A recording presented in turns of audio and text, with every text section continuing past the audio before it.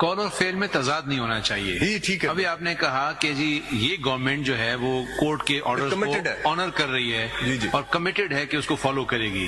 लेकिन जैसे अतर साहब ने बताया कि बेल ऑर्डर्स हुए, पर्टिकुलर केस में हम जिक्र नहीं करते, लेकिन वैसे बता रहे हैं हाई कोर्ट के ऑर्डर हुए या सुप्रीम कोर्ट के हुए, उनको फ्लाउट करने के लिए एमपीओ का सहारा ले लेते हैं। तो आपकी एग्जेक्टिव कर रही है ना ये नहीं, इस तरह ना करे ना फिर ये तो नहीं माय लॉर्ड, ये ठीक है बिल्कुल। अगर और वैसे भी एमपीओ के ऊपर शायद एक जजमेंट भी आ गया है हाई कोर्ट का।